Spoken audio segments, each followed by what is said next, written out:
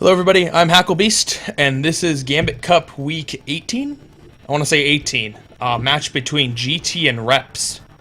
First up for both teams, we have GT's South Park as the purple Zerg.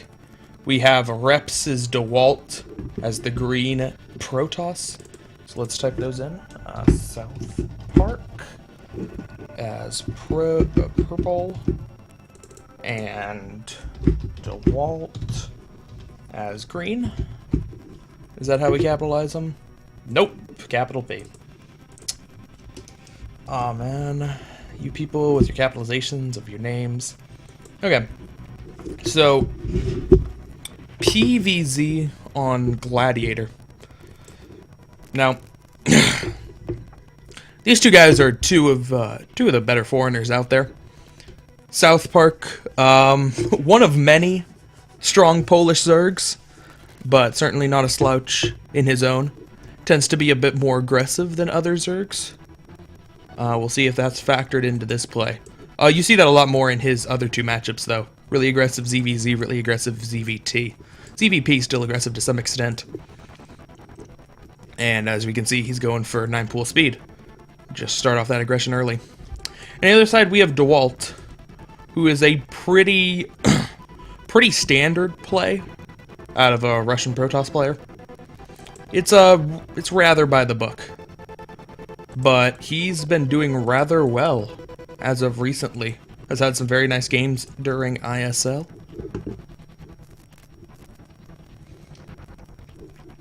So, DeWalt is there's cross, so DeWalt's going to scout South Park second, going to have plenty of time to get up.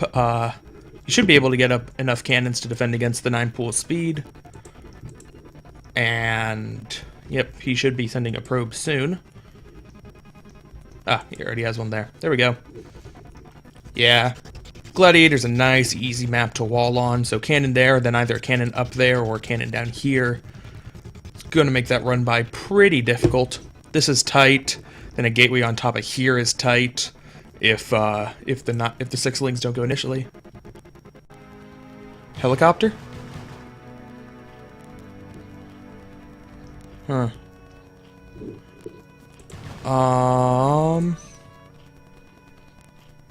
Working on it. Working on it. Alright. I will restart the broadcast after this. That's weird. Usually it's a while before the helicoptering starts. Unfortunate. Alright. So, South Park getting a nice, large number of early lings, and speed is just about to finish. So the run-by is going to be pretty threatening. DeWalt, though, has already thrown down a 3rd cannon. He did keep that probe alive long enough to notice... excuse me. He did keep the probe long enough to notice that a lot of lings were being made. If there were only 2 cannons without that gateway there, they might have been able to kill the 2 cannons, but with that 3rd there, it doesn't so much defend against the run-by very much, but it's certainly going to make it so it's too hard for the lings to actually take out the cannons. It is still a lot of lings, though. Anything can happen during a run-by, especially with speed links. And let's see how well South Park can execute this. Has he actually not scouted his opponent yet? Because he's sending him down. Huh. Alright. Well, here it goes. DeWalt already has a probe line, but probes fall very quickly to lings if South Park can focus him down. And, he's having a bit of trouble focusing him down. He actually loses a good number of the lings at the front of the wall, but he's already built so many lings that he really feels that he needs to get something out of this. And, getting a little bit too close to the cannons. Only 2 lings are going to be able to make it through. He's only killed 2 probes so far.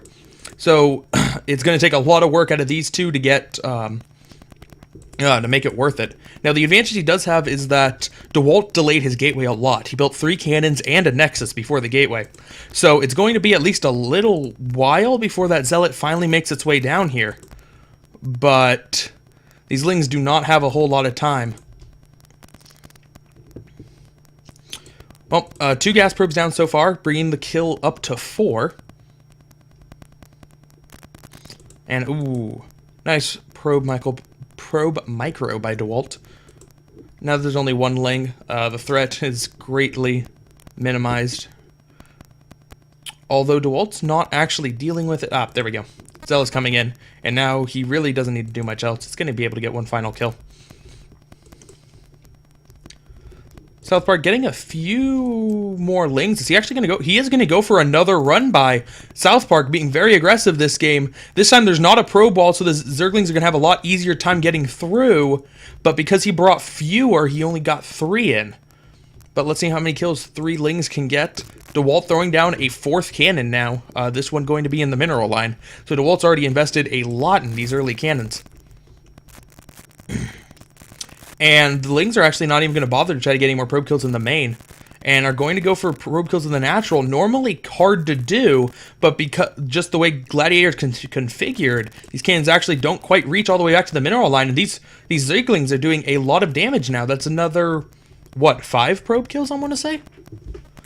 So a total of 10 probe kills already. Now, South Park has built a lot of lings, which is a pretty big hit to his economy. But still, he's done a good amount of damage. It wasn't completely one-sided.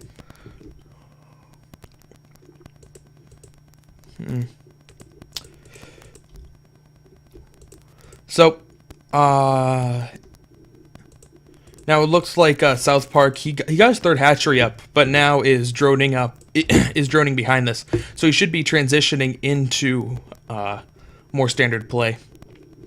And there's the Hydralisk den. Pretty, what you would expect as a follow-up. It would be a very long time before he could get a lair, considering that he doesn't even have the, excuse me, it'd be a long time before he could get a spire, because he doesn't have the lair yet. And he's hoping that the hit to DeWalt's early economy is going to slow down the Templar archives enough that a Hydra bust can be effective. We'll have to see. There are enough Zealots here now that there is no way that another Zergling run-by will happen. These Zerglings can still be effective once the Hydralisks come out and can range down the gateway in the forge, then the Zerglings stream in. But if he tries to poke in, he's going to just lose a couple Zerglings. Nope. Targeted 2 different ones. So he's not actually going to lose any, but he's going to realize that that is a impenetrable wall for the units he has right now. Ooh. DeWalt with a very early robotics facility before Citadel. So DeWalt's going to actually go for very fast Reavers as his defense against the Hydralisk. Interesting. Reavers are very good versus Hydralisks, but they don't. It's really hard to transition with them. It's when you think that your opponent's going to go all in with the Hydralisk attack. And South Park is gearing up for an all-in Hydralisk attack, but he could try to do something else. Anyway, it's certainly not as common as going for the Templar, is what I am trying to say. DeWalt gets first Corsair out. Going to go for the Scout before going for Overlord kills. And he's going to see a 3-hatch Hydra. He has not scouted this base yet, but that's exactly where the Corsair is going now. So seeing that one building, he realizes that South Park's economy is hurting, as he would expect, given how many lings he had to deal with in the early game. And yep, DeWalt is throwing down 3 more cannons behind this, so just really, really gearing up for his defense as hard as possible. There is the Reaver, and there is the shuttle speed upgrade. So it looks like he wants to try to play Corsair Reaver after he defends off the initial Hydra bust. That is a very difficult strategy to do, especially for a player with only 200 APM. 200 APM really doesn't limit you from many strategies in StarCraft, and pretty much every strategy can be pulled off with 200 APM rather effectively. But not exactly Corsair Reaver. Corsair Reaver's special in the amount of technical skill it takes. But we'll see. South Park now moving in with his Hydra Zergling army. How much longer until... oh, I guess both of his upgrades are done. Yeah, definitely. South Park should be moving his Hydralisks up. They're going to take out the gateway and the forge first so that the Zerglings can stream in, and the Reaver is just a little bit too far back. That's fortunate that the configuration of the cannons is not going to let the Reaver get a couple of pod shots off. A Reaver Scarab does one-shot Hydralisks, so even with just a single attack, boom, gets one. Oops. Didn't have those Zerglings on hold position, so they got aggroed into an attack. Did +1 just finish? Yes. Just missed out on stopping +1. He should be able to still kill the cannon if he just attacks it from this side instead of from the top. And it's definitely something he should take out. The forge isn't really walling, but it's going to detract a lot of Hydralisk fire. And given its 1100 health, it's a lot more than the 200 health cannons. Anyway, is DeWalt working on his Templar tech yet? Citadel, Templar Archives just finished. There's only a single slow overlord here, so it's pretty risky for South Park to just be hanging out here, because if the Corsairs are able to take out that overlord, then 1DT can completely shut down this attack, and South Park is committing a lot into this attack. He needs to do something more than just killing off that gateway. If he's able to set up a contain for a long period of time, then that would be good, but this is not a map where a contain is easy. Excuse me. If you're attacking Protoss as it comes out, you have to attack up hills to do it, as opposed to something like Sniper Ridge where you can attack down hills. So, I think in contain strategy is not terribly effective on this map, but he might be feeling that he has to do it, just based on the fact that he's invested so much into these early game units, and this is a very scary wall to try to break through. Where did his other Reaver go? Here's his other Reaver. Alright, flew in. Looks like he got one shot off.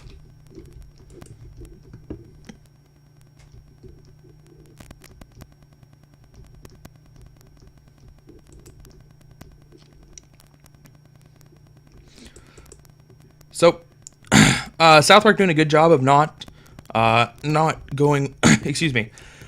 South Park doing a good job of not falling into the trap of sending as many Hydralisks as possible into attacking, and instead leaving a couple behind. That Reaver harass could have been game over for him had he not had the couple of Hydralisks here to defend. And now, DeWalt's been getting pretty unlucky with these Scarab shots, only managing to kill a couple of units at a time. And now with these Mutalisks out, that Reaver is certainly dead. Yeah, only 4 kills.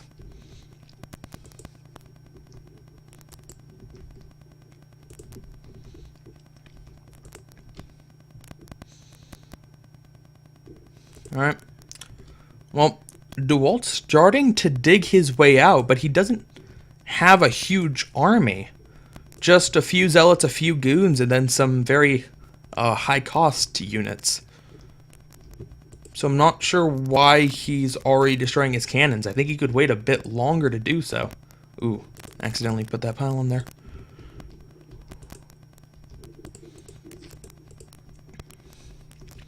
The Mutalisks aren't going to be able to do anything, most likely. DeWalt is pretty heavily cannoned up as it is. He also has some Corsairs to help out if necessary. And yeah, those Mutalisks should definitely just be running away. South Park does have enough Mutalisks that DeWalt can't engage straight up Mutalisks versus Corsairs, but as long as he's within the range of a couple cannons, gonna be absolutely fine. And here comes DeWalt's attack. Storm going down, hitting some stuff, and the Reavers are really going to be the big issue here. Is South Park going to be able to get far enough up to attack? Now, this is what I was talking about, having to attack up from the high ground. That's why this map isn't very good from contains. And yes, the contain looks like it's going to be absolutely crushed. South Park didn't micro terribly much during that engagement. His Mutalisks just moved it in and were killed by the Corsairs. Ooh, 7 kill Corsair. I guess that was the Corsair that just killed the entire flock. And that's rather unfortunate now. He's going to be a bit vulnerable because South Park hasn't been able to invest in a SimCity. So this army from DeWalt is looking like it's in a very good position to do some damage. Oh, losing 1 Corsair, losing a 2nd Corsair. Ooh, losing all the Corsairs. Good micro by South Park there, just to keep away from the Dragoons long enough to pick off those 3 Corsairs. But that's not the issue here. It's these 2 Reavers that are really, really what's scary in this army. South Park needs to find a way to scourge it. There are only Dragoons to guard, and Dragoons are not very good at guarding the shuttle. So South Park definitely has an opportunity to do some damage. Nice Reaver snipe by the Hydralisks. And South Park's going to go for the kill instead of going for an expansion. South Park still trying to micro his Hydralisks up, but DeWalt doing a good job with the shuttle, keeping the Reaver back, keeping it safe. And now he's going in. He has the Reaver in among the drones, and there are no forces for South Park to come up here. The overwhelming number of goons are going to prevent any damage from behind. It looks like South Park isn't going to be able to rally enough forces to attack from the main. Everything in the natural is going to go down, and he put a lot of tech up here. The Hydralisk Den, the Lair, and the Spire. And this is looking very bad for South Park. Throwing down some emergency creep colonies in his main, but there are 2 Reavers, so the creep colonies will not do very much. Reavers pretty well hard counter creep colonies, and even sunken colonies.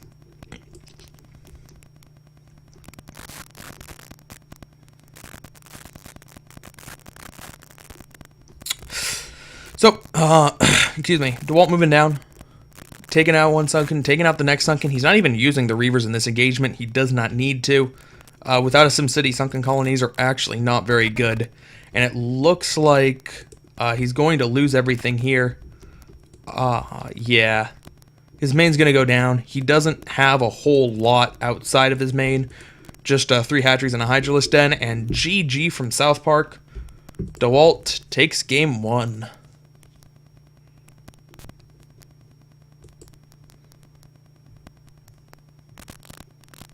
Okay, I'm going to turn back on Brood War sounds. Is it still helicoptery? Because I would prefer to not have to restart the stream every time it gets helicoptery. And it'd just be easier to turn off the sound or not.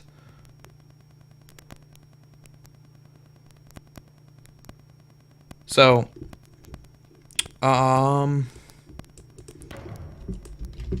if it gets bad again, then we'll just mute a second game. Anyway. Moving on to game number 2.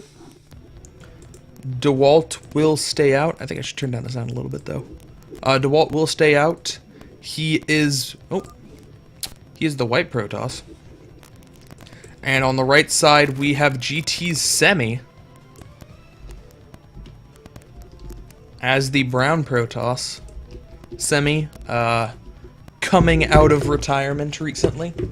Not really retirement, but coming out of inactivity recently. Been showing some pretty good games, specifically in PvZ. His PvP, not quite as crisp.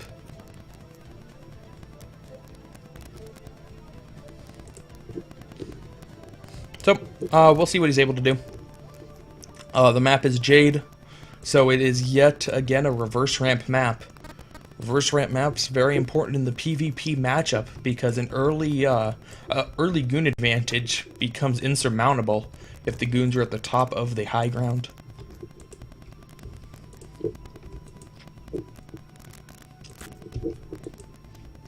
Semi going out for going with the much earlier scout and going to scout towards the center first, just to make sure that there are no gateways in the middle.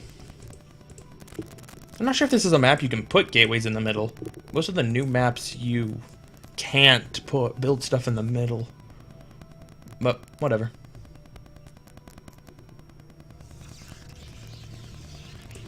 So, I should change the colors. I already changed one of the colors, I just didn't change DeWalt's. There we go. Both players, gateway, then gas, then core. Pretty good build in PvP, if I do say so myself. What's kind of surprising, though, is that DeWalt hasn't sent out his scout yet. He is now sending out his first scout after core. So, very late scout from DeWalt. There's not a whole lot. Wait. Is he not scouting first? He's gonna throw down a pylon beforehand? Okay. Gonna throw down the pylon beforehand. Going to try to fake proxy reavers. Or not. He's actually keeping the probe here. He still has yet to send out a scout. Okay, now sending out a scout. At 17 supply. Whoa. Whoops. That is not what I meant to do. I'm not flush.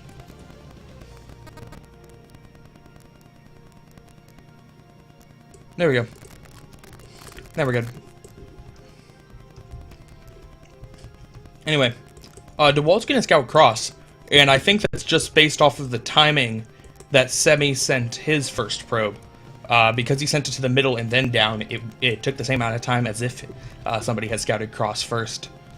So DeWalt trying to be a little bit fancy there, but he out-fancied himself. And yes, DeWalt's actually hiding Citadel tech. So this probe should definitely be getting very suspicious as to what's going on. Will it actually scout far enough to see it? Oh, yes it will. Semi has seen DeWalt's Templar tech. That is a huge blow to DeWalt, and immediately the robotics facility goes down. Observers will be out in time as they do build very quickly. At least they should be out in time. They should be out in time. And if Semi needs to block the ramp with a couple goons, then it'll still work.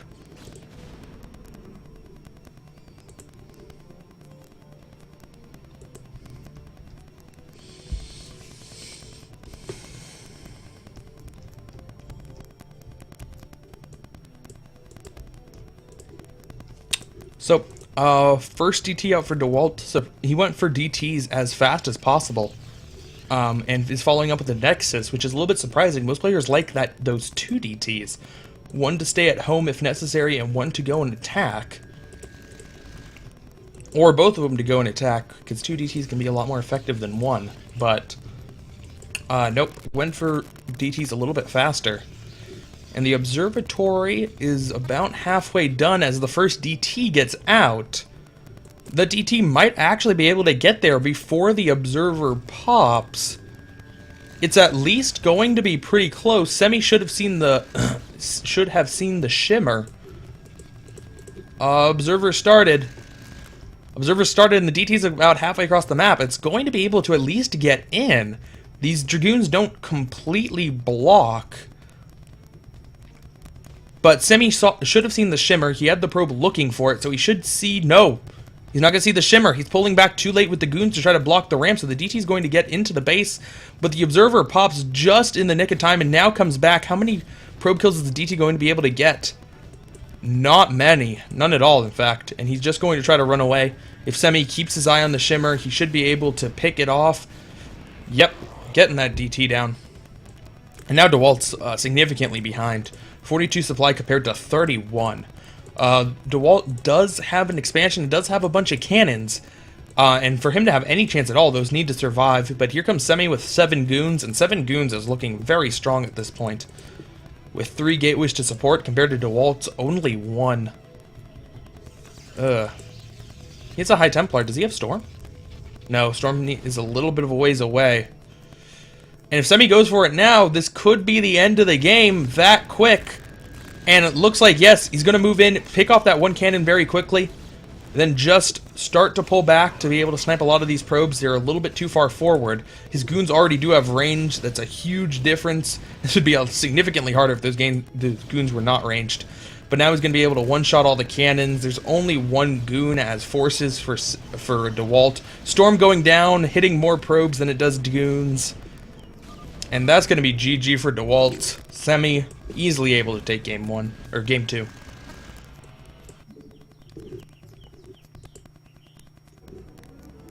Okay.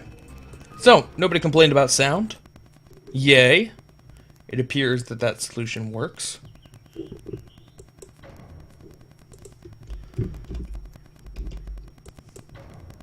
Let's go into game number 3.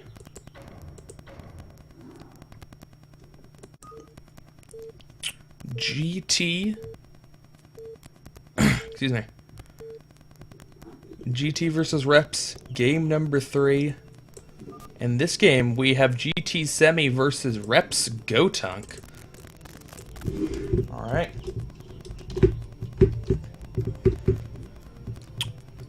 Gotunk, who is the orange Protoss.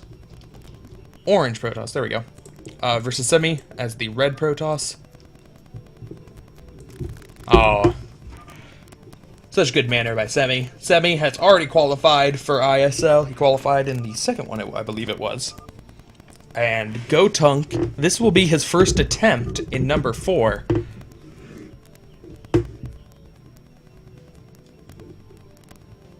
I think he meant talent. I'm pretty sure his group is Talent, Oxzerg, and Gem.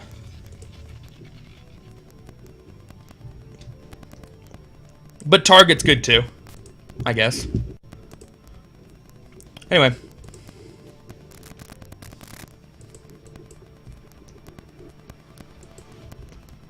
So, once again, Semi's going to scout into the center at first. This definitely is a map where you can build proxy stuff in the center. And then we'll head up, once again, finding his opponent on the first try.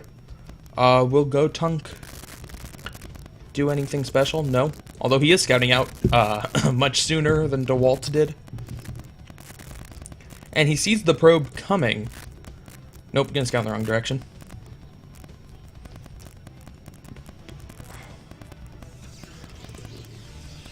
Alright. Nope.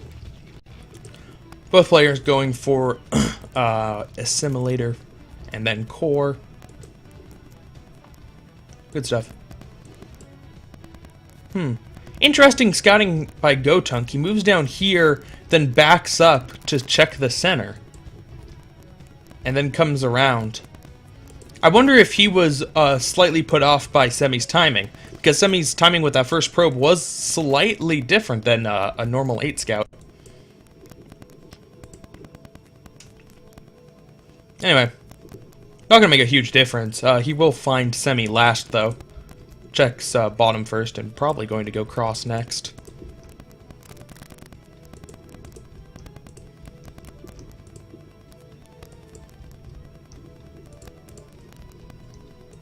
Ooh, no. Okay. That was pretty good knowledge from Gotunk. I'm not sure how he knew Semi's scouting pattern, but he knew that he did something weird in the middle. And then he knew that he came from a close position rather than just scouting cross initially. I'm not sure what tipped him off to that, but good by him. Zealot blocking the ramp for Semi. Is it going to be successful? Looks like it. It's a bit... That's a bit of a blow to Gotunk, not knowing what your opponent's doing.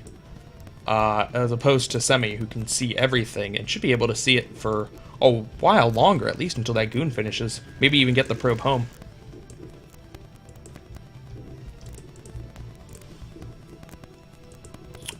Both players getting their range upgrades, though. So no super fast tech like we saw last game. Both players are going to play a little bit more standard.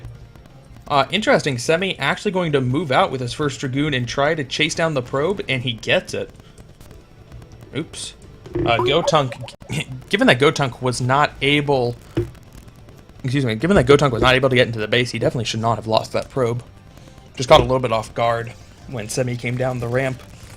Meanwhile, Semi's still doing a very good job of microing his probe around, despite the fact that Gotunk has a goon out. He sees the Robo Bay, and he might actually be able to get away. He can take 2 more Dragoon shots. Well, very nice probe micro by Semi, keeping it alive long enough to see the Robo and having it live. What is Semi going to do in response? Seeing that his opponent went for the earlier Robo... Ooh.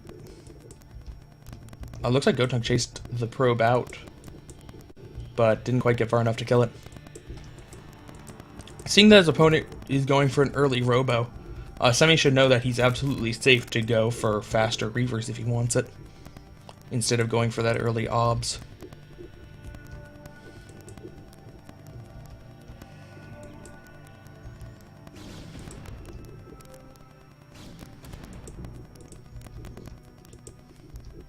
And interesting, Semi's moving out now.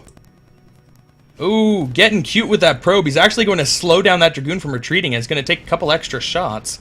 Nice. Both players have 5 units, but Semi has 1 extra goon compared to 1 extra Zealot for Gotunk. This should be Semi's fight. And yeah, I'm able to pick off one Zealot. Now that Gotunk has the high ground, though, Semi won't be able to put on any extra pressure. And this is what I mean about reverse ramp maps. If this was a reverse ramp map, Gotunk could not be doing this. Semi would be doing this. He'd have all his goons down here, and he'd really be putting Gotunk in an uncomfortable position. But now Semi's forced to back off. He can continue to delay the natural and have nice scouting, but not much else behind that. Where is Semi's tech? He's getting really high in the money. He's gonna go for an early expansion. He does have almost 500 gas, though. That's not exactly ideal if you were gonna go for an early expansion. Compared to Gotunk, who... Wow, I did it again, man. Oh. Jeez, that's like 3 times now.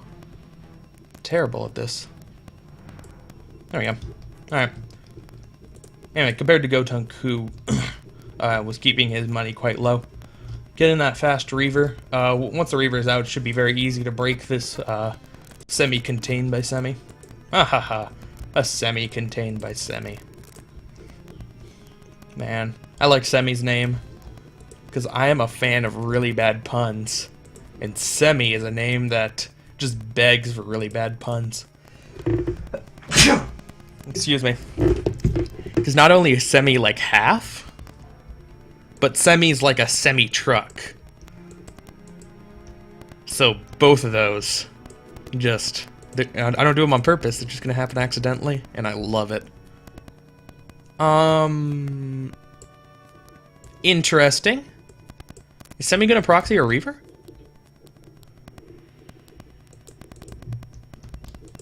That's... No, he's not gonna proxy a Reaver. I don't know why he's hanging out with a probe over here. Maybe he wants to set down the proxy pylon.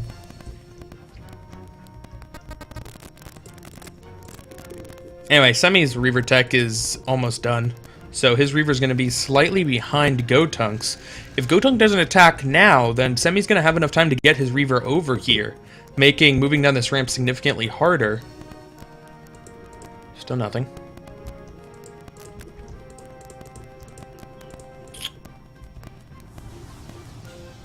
Ooh, alright. Gotunk's gonna elevator his units down here, but Semi actually already has a Dragoon in position to see this. Oh no! Semi had the right idea by sticking a goon here looking for the elevator, but just ever so slightly out of position. I don't think either player can see each other. That pylon, I don't think quite has that much vision range. Slick move by both players. Semi just getting a little bit unlucky with that.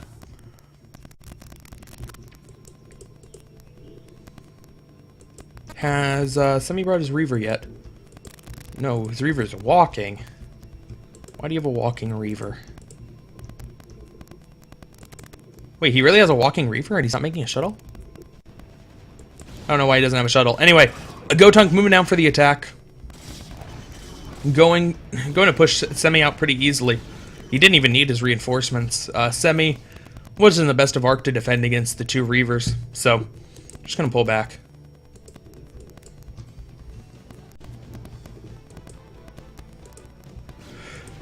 Alright. Anyway, Semi throwing down 2 pylons, in fact. They're just... those aren't to block the expansion, but they're to scout for the shuttle. He just wanted to make sure that his opponent wasn't going to try to Reaver harass him. But that's not the biggest issue he has to worry about right now. He actually has to defend his front. He has a little bit less supply, but the biggest difference is that Gotunk has 2 Reavers and a shuttle. Semi has a single Reaver and a shield battery. And the shield battery does not help you as much as a shuttle does. Oh, not to mention that it can just get ranged like that. Sad. And here comes the engagement. Gotunk's getting really aggressive with his Reavers, but no, he just wanted to snipe Semi's Reaver, but it's going to cost him both of his own. I'm not sure if that was a good trade to just sacrifice both your Reavers to get Semi. Semi has another Reaver coming up, but Gotunk does have an overwhelming number of goons. I think Semi's Reaver might have been gotten there a little bit too late. Gotunk trying to focus it down, is going to get close, but still has 24 health left. But Gotunk brings in more reinforcement goons. Semi needs to bring that Reaver back into the fight, but no, it's too late. He's lost all of his Dragoons. One Dragoon steps up to take down the Reaver, and now Semi looks like he's going to lose his natural. Oh, Semi thought he was in a good position with that contain, but once that contain fell, he really just was not in position to defend the natural. Pulling the probes, but there's enough Dragoons that won't matter at all. He threw down another shield battery. That's not going to help him with no units, and GG. Reps Gotunk. Bringing the score 2-1.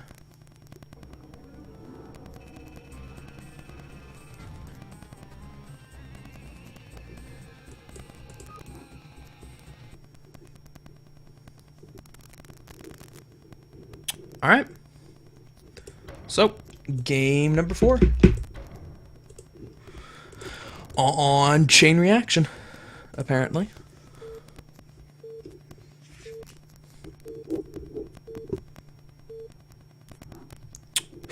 We have Reps Gotunk versus Smurfy McSmurferson. I don't know who this guy is. What was his name? EIC. 09, right?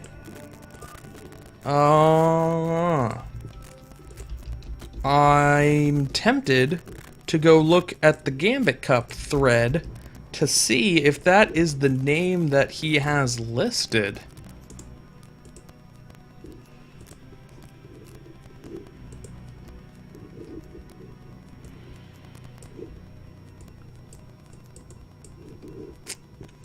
GT has a lot of good players.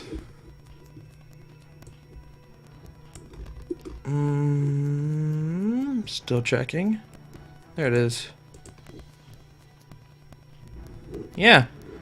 Apparently he's a random player from Japan. Well, Gotunk put down the forward pylon. So he probably knows that his opponent's Zerg. Otherwise he wouldn't have done that.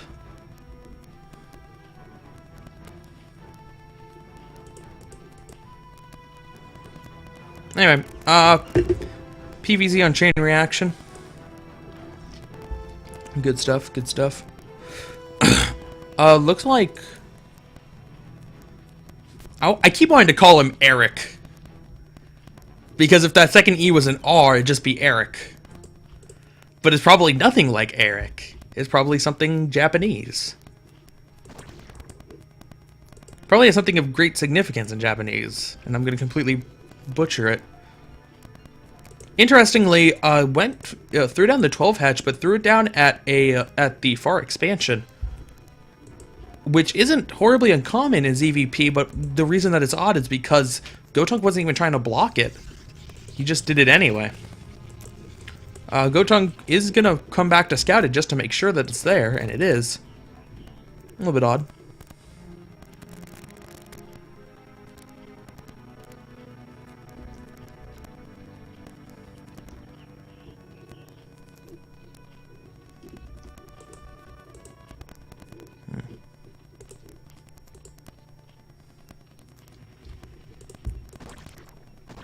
Alright. I could choose to believe that that stands for electrical engineer and he graduated in 09. But that seems a little bit sketchy. Like, if he's Japanese... Okay, if he's an electrical engineer, why does he need the IC? But if he's electrical engineer in Japanese, then why would EE be electrical engineer? Shouldn't it be Japanese letter, Japanese letter? I don't know. I don't know, man.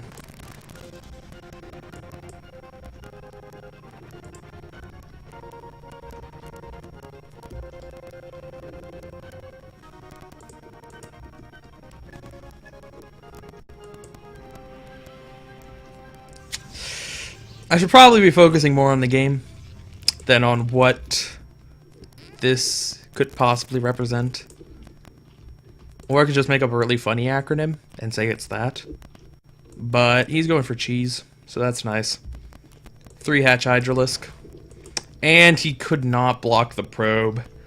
So sad. Gotunk's gonna see the Hydralisk den. So Gotuk knows that he needs a bunch of cannons or some kind of good tech.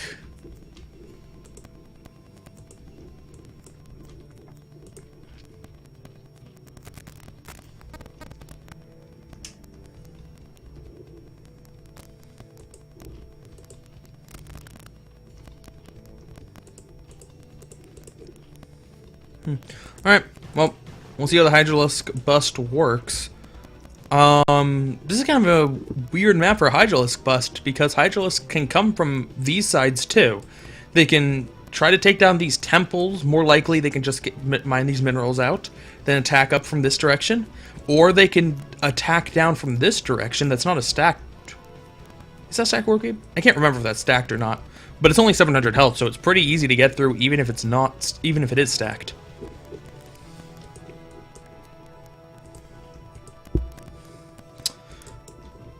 Making the Hydra bust a little bit scarier than normal. Not to mention they can just come up the front.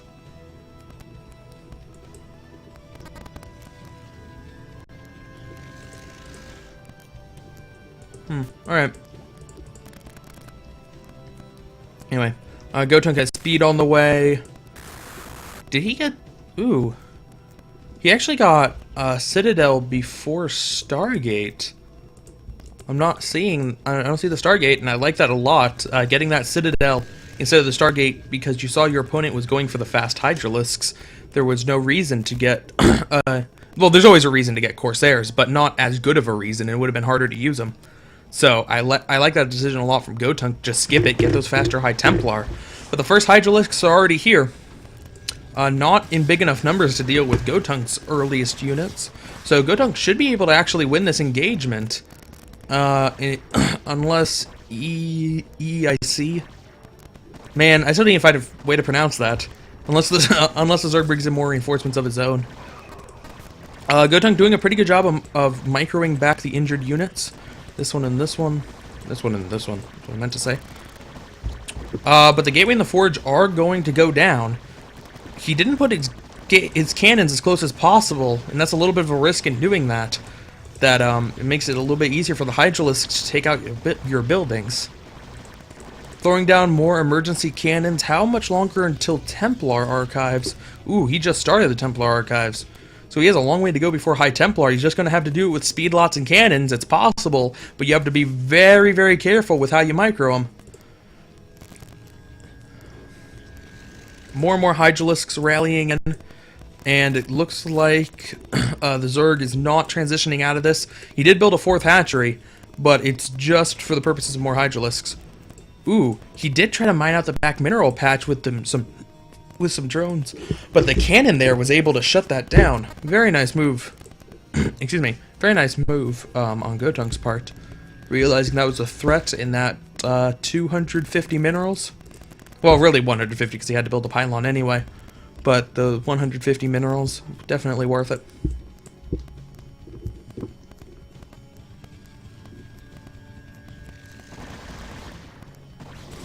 Oh, he attacked his overlord. A little bit of a mistake. Now Gotunk's going to move forward. He has a lot of speed lots. And the Zerg needs to be careful. He actually needs to micro his Hydralisks here. He can't engage that many speed lots without it. And interestingly, it looks like Gotunk's just going to be able to win with overwhelming... Really? All right!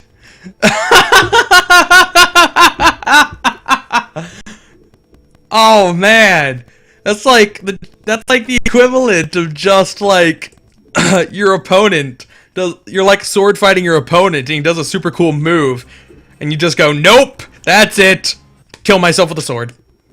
And he's Japanese, so it makes sense, man. He's just like, nope, my Hydra bust did not go perfectly. I've dishonored my family. Kill myself. In the form of GG. No GG, in fact. He didn't say GG, he just quit. Oh, alright. So that was fun. And Reps needs only one more game.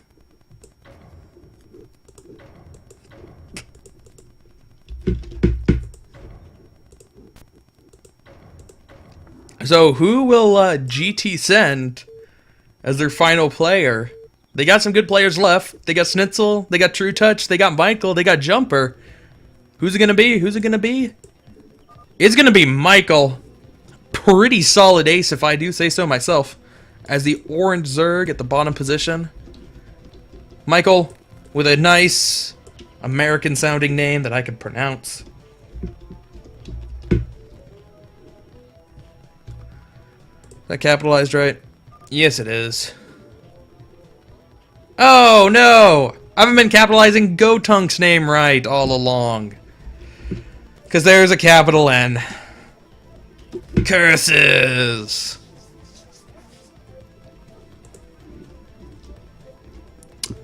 Alright. So, we've seen a lot of ZVP cheese today. And by a lot of ZVP cheese, I mean we've seen 2 ZVP cheeses. Both of which that involved 4 hatcheries and hydralisks. But Michael, the player who also enjoys his fair share of cheese. He can certainly play a standard game, but he is not afraid to bust out the aged Gouda, should the time come. And you know what? I like that from a high-level player. If you're going to be a high-level player and you establish that you cheese a lot, it changes the way your opponents play against you. And in the games you play standardly, you get an automatic built-in advantage because your opponent's going to play more defensively than they would against other people. So I like the cheese from Michael, not only in the games that he cheeses, which I don't like it so much, but in the metagame sense of the cheese.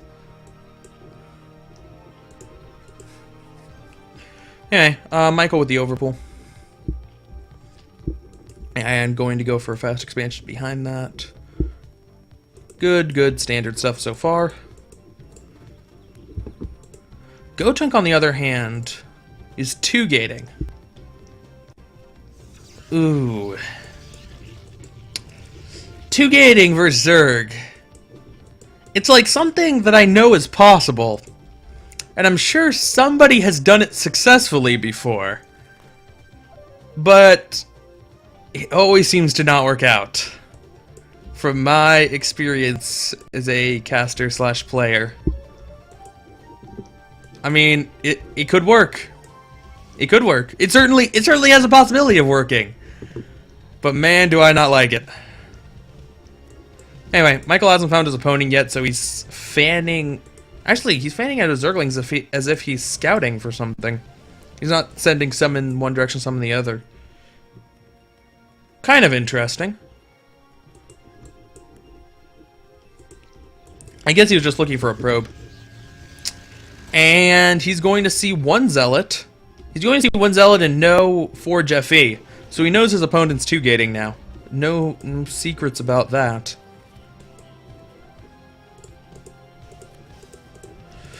But what is Michael's response going to be to the 2-gate? The 3 Zealots can be rather difficult to deal with, but Michael has a good number of Lings out. If he can surround an early Zealot, that'd be a great help. And not the best of attacking angles from Michael, but he might just have enough Zerglings anyway. Yeah, it looks like it. He kind of attacked in a line, and ooh, trapping off that Zealot, and the other Zealot's going to go down pretty easily if it doesn't have Zealot buddies to help him out. Oh no, all the Zealots are heading back. You probably could have used those 2 Zealots to actually take out those pack of Zerglings. And makes a wall. Nice. So, I'm interested to see what kind of tech Gotunk goes for behind this. Because he could go for normal tech timings with the Citadel, excuse me, with the Citadel and in the Stargate. But it feels weird doing it off of 1 base because you have half the gas.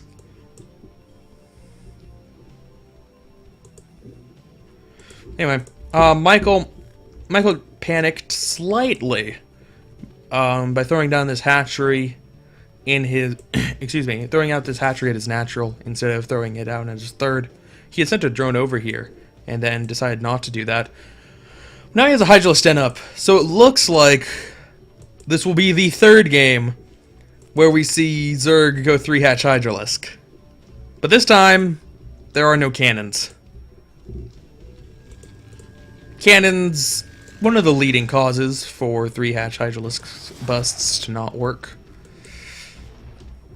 At the same time, though, Gotung proved all you need is like an overwhelming number of zealots, and then the Zerg just is so confused that they just quit the game. They have no idea how to deal with that when they see an overwhelming number of zealots.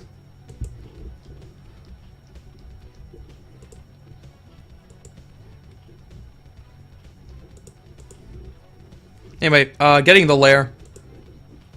If Michael has enough time to get up to lurkers, Gotung's going to be in a lot of trouble, because he's relying a lot on the zealots, and I assume that... Oh, no, he didn't go for a Citadel. He actually did go for an early Stargate, which I really don't agree with. The Corsair is really just not going to be worth it. I think he'd be a lot better off going for faster speed and faster Templars rather than for Stargate and Corsairs, but... eh. I don't know, man. Corsairs do a lot for you.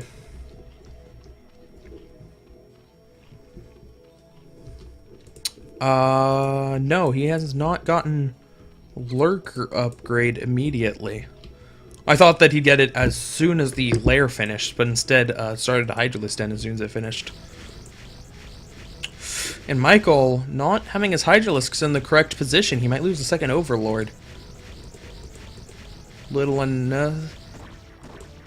And Gotung has been a player who gets a little bit careless with the Corsairs. Not so much careless as over-aggressive. But looks like he's still going to get the Overlord. Michael going for a run-by with the Lings and kind of getting glitched out there. Nothing doing.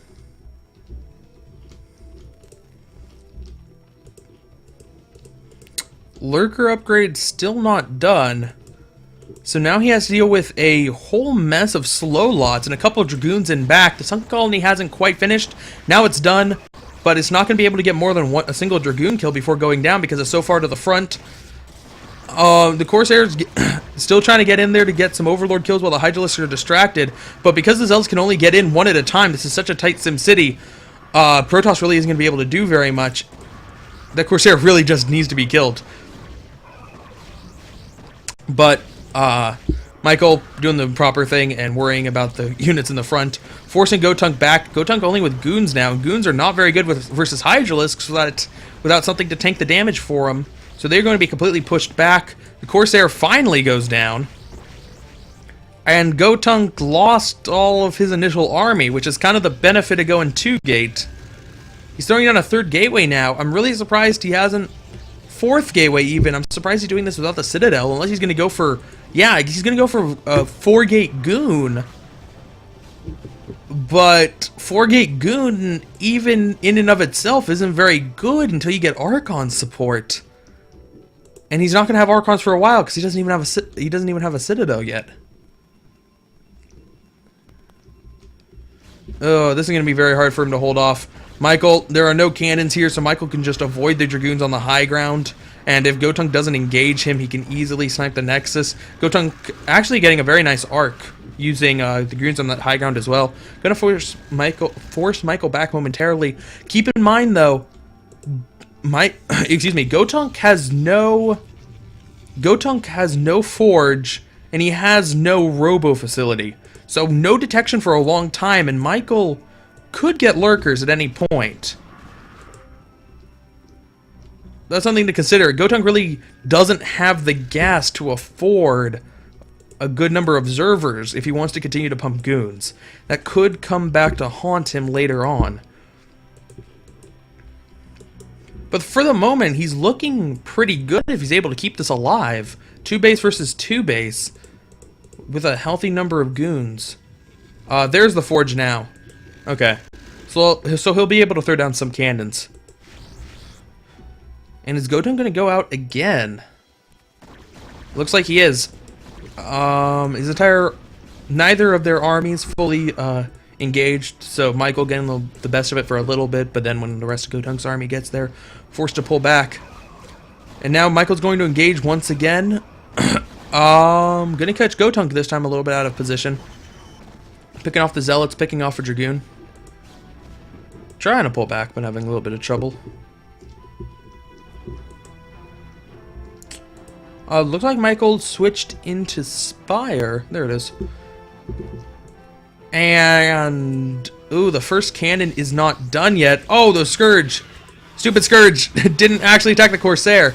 They are going to be able to focus down the cannon. Now, Gotunk does have a huge number of Dragoons. Excuse me. So, he won't be completely reliant on cannons and Corsairs to defend, but Dragoons are hardly a counter to Mutalisks. And now with this Mutalisk Hydralisk force, it's actually looking very scary for Gotunk. Gonna come in once again. The Corsairs aren't quite in the right position, and Michael's gonna pull back out. He just did not have enough Hydralisks in that attack to really make it worthwhile. Now the Corsairs getting more aggressive, pushing the Mutalisks back even farther. And where are the rest of Michael's units? He needs a little bit more right now to deal with this push from Gotunk. I'm still kind of surprised that Michael, he really hasn't had a chance to expand. He just sent the drone now. He's going to go try to take a third. But this could be a pretty bad time to go try to take a third against Gotunk, who's coming down with a scary-looking army. Those Mutalisks are doing good damage to their Dragoons, but there's just too many of them. He can't continue to engage, forced to pull back. Ooh. Oh, Michael's going to have to micro this very effectively to hold on. He does have this perfect SimCity, quote-unquote, where there's only this very small slot that the Zealots can get through, it would seem, when the eggs are in position. So it looks like the Sunken's doing a lot of damage in and of itself. The Hydralisks do a good amount, and Gotunk will barely be pushed back. Ooh, Michael will live for now. Hasn't quite thrown down that expansion yet. What is Gotunk doing to follow this up? More and more gateways finally getting that Templar Archives.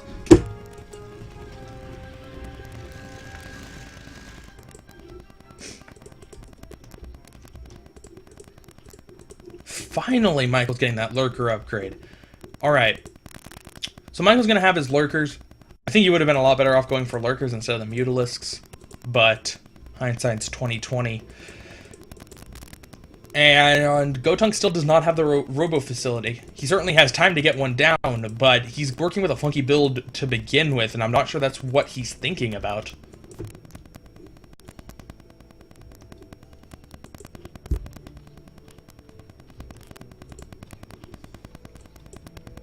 Alright, Michael scouting out with a few Hydralisks just to make sure that Gotunk hasn't expanded yet. He wants to make sure that he's at least keeping him to 2 bases. So if Gotunk had somehow snuck a third, Michael would be almost out of this game. But no, Gotunk's only on 2. In fact, both players are making sure that their opponent didn't sneak an expansion.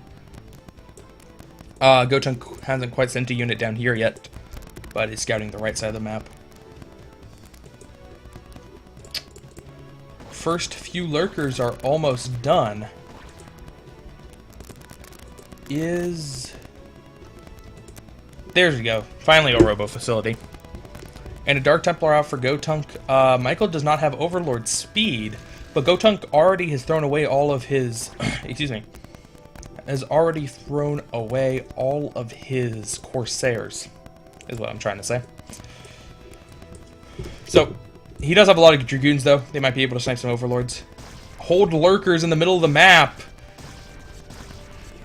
Gonna be able to kill off High Templar, do some good splash damage to Gotunk's army, force him to pull back. PP is fine. So, interesting use of Hold Lurkers. Rarely seen in the ZVP matchup, but... oh... ugh, Gotunk really can't afford to do that. He only has 2. He had lost 1 in the ambush, and then that one just barely got out. Loses a third. Loses the third, not a third. Is the Observer out? Oh, there we go. Just starting to make the Observers now. Still a little bit more time where these Lurkers are very, very scary. Oops. A little bit of a mistake to Michael.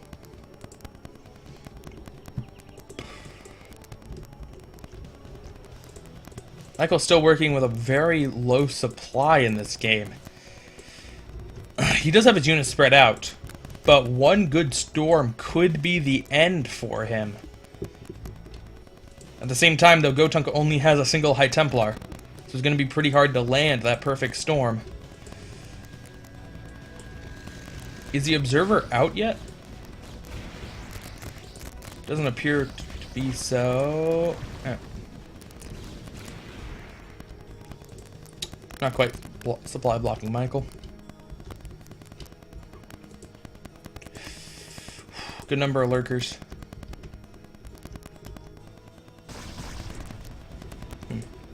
Sending one lurker up there. Is he just going to go for some... looks like he's going to try to get some worker kills. Snipes the Observer. Very nice move by the Hydralisks. It's going to momentarily slow down Gotunk. Lurker was not able to get in with those cannons there. But a second Observer comes up for Gotunk, so those lurkers are going to go down. Now, Michael's pretty clumped up here, but the High Templar's already gone down. He got sniped as well. But it just doesn't matter. Gotunk has too much stuff. Gotunk has too much stuff for Michael. Now, he's going to fall back to the Sim City once again, and the Sim City has already saved him twice. Will it once again be too much for Gotunk to handle? Apparently not. GG. Gotunk taking it for Team Reps 4-1. Very nice play by him. Looked good in all of his games.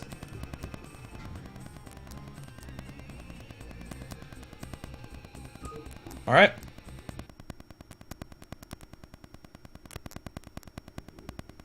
So, Awa sent me another pack of 7 replays. I do believe that this is the LRM series.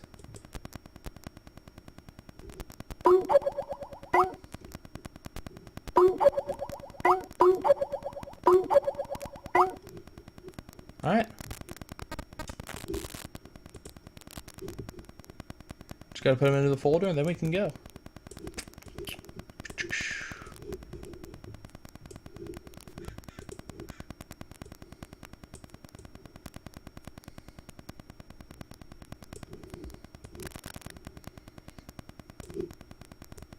All right.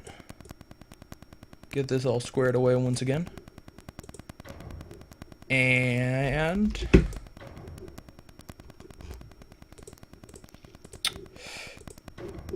oh, I want to split the VODs.